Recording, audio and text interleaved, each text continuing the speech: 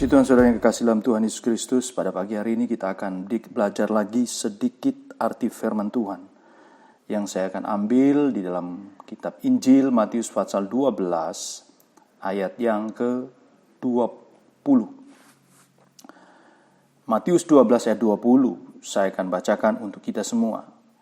Bulu yang patah terkulai tidak akan diputuskannya, dan sumbu yang pudar nyalanya tidak akan dipadamkannya, sampai ia menjadikan hukum itu menang. Saudara yang kekasih dalam Tuhan Yesus Kristus, judul firman Tuhan pada pagi hari ini, saya memberi judul Jiwa yang Dipulihkan. Jiwa yang dipulihkan. Saudara yang kekasih, kitab kutipan firman Tuhan pada pagi hari ini itu adalah kutipan daripada kitab Nabi Yesaya. Dan Yesus mengambil ini untuk memberikan satu gambaran kepada kita, saudara. Memberikan satu pengertian kepada kita bahwa betapa luar biasanya kehidupan seseorang yang benar-benar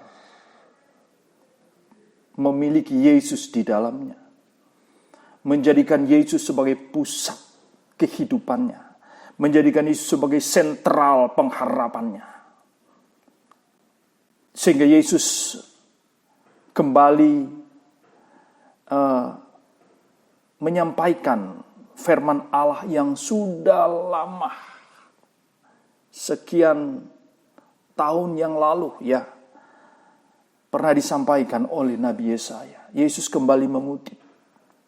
Dia berkata, bulu yang patah terkulai tidak akan diputuskannya, dan sumbu yang pudar nyalanya tidak akan dipadamkannya.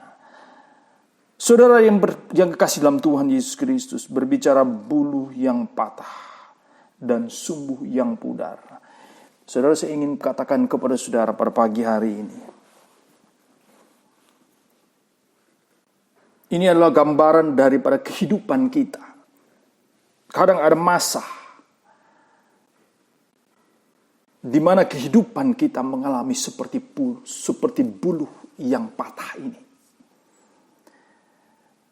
Ada masa di mana kehidupan kita seperti sumbu yang mulai pudar. Saudara, bayang daripada kehidupan pribadi seseorang, kehidupan kita. Bulu yang patah ini, gambaran daripada satu kehidupan yang seakan-akan kehidupan kita mengalami tekanan yang sangat-sangat berat. Sehingga saya bisa katakan di sini, ini bulu ini merupakan satu jiwa yang sangat lemah, sangat tertekan, tidak penuh, tidak memiliki gairah apa-apa, saudara. Dan seperti menjadi seorang yang menyerah pada keadaan, tidak ada harapan. Itulah bulu yang patah, terkulai, dia lemah, saudara. Tidak memiliki tenaga, tidak memiliki kesanggupan untuk bangkit, saudara. Bahkan dikatakan di sini, diumpamakan seperti sumbu yang pudar nyalanya. Saudara tahu sumbu yang pudar itu, yang nyalanya hanya kelihatan asap yang keluar, saudara. Nyalanya tidak tampak bersinar. Dia ada api, tapi tidak bersinar. Dengan kata lain, semangatnya pudar, semangatnya tidak ada untuk bisa mengeluarkan cahaya.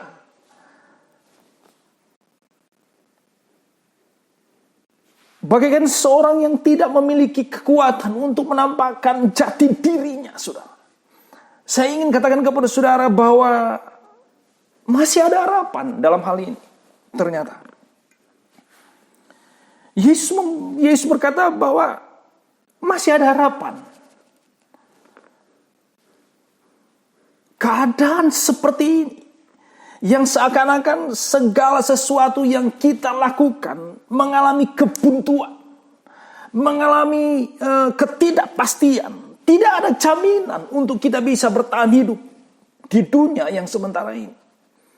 Tapi Yesus berkata ini masih ada harapan. Dia berkata di sini bahwa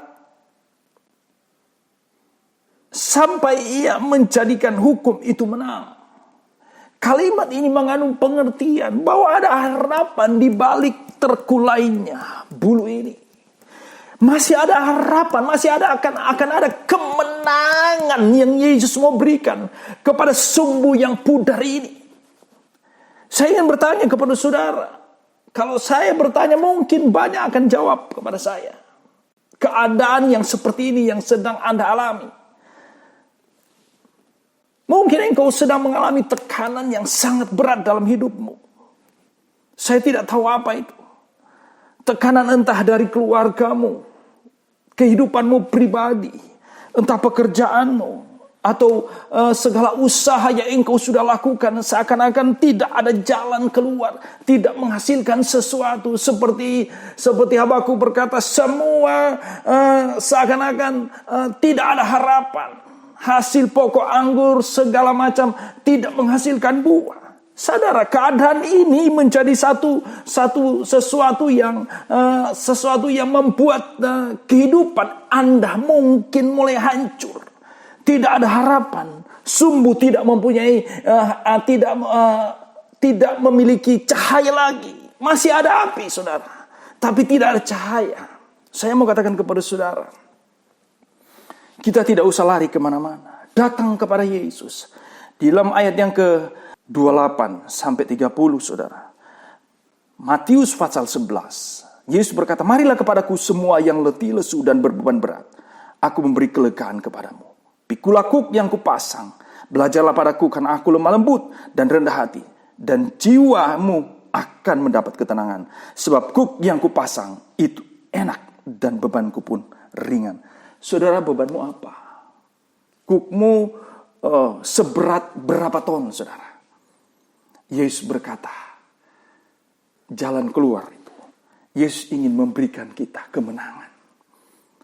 Karena itulah hukumnya, saudara. Hukum bagi kita untuk mengalami kemenangan, lepas dari tekanan, kesulitan yang kita alami hari-hari ini. Yesus ingin melihat kita menang. Sebab itu, Yesus berkata, mari. Yesus mengundang kita. Yesus mau kita datang kepada Dia. Menjadikan Yesus sebagai sentral kehidupan kita. Sentral pengharapan kita. Fokus kita hanya tertuju kepada Dia. Dan Dia berkata di sini. Matius pasal 11 ayat 27. Apa? Saudara perhatikan kalimat ini. Semua telah diserahkan kepadaku oleh Bapa-Ku. Dan tidak ada seorang pun mengenal anak selain Bapa. Dan tidak seorang pun mengenal Bapa selain anak. Dan orang kepadanya anak itu berkenan menyatakannya. Saudara yang kekasih, jelas Alkitab mencatat di sini.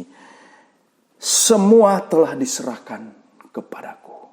Saudara, kalau semua sudah diserahkan kepada Yesus, apa yang membuat engkau bimbang? Apa yang membuat engkau ragu untuk percaya dan menyerahkan hidupmu kepada Yesus? Mari saya mengajak kita pada pagi hari ini, siapapun engkau, dimanapun engkau berada, dan siapapun engkau yang mendengar berita ini dari channel ini, saudara, saya katakan kepada saudara, Yesus adalah jawaban. Yesus adalah jawaban daripada jiwa-jiwa yang mengalami ketekanan, mengalami frustrasi, putus asa. Datanglah kepada Yesus. Yesus adalah jawaban. Yesus berkata, kuk yang kuberikan, itu engkau sangat sanggup pikul. Sebab ringan adanya. Ada sejahtera, ada damai, ada sukacita. Di dalam nama Yesus, saya percaya ketika kita datang kepada Yesus, saudara menyerahkan semuanya kepada Yesus, maka kemenangan, hukum itu adalah hukum kemenangan yang Yesus mau berikan kepada kita. Dan Yesus ingin melihat kemenangan itu terjadi dalam hidup kita. Mulai pagi ini sampai selama-lamanya. Di dalam nama Yesus, saya katakan kepada saudara, saudara mengalami kemenangan hari ini. Amin.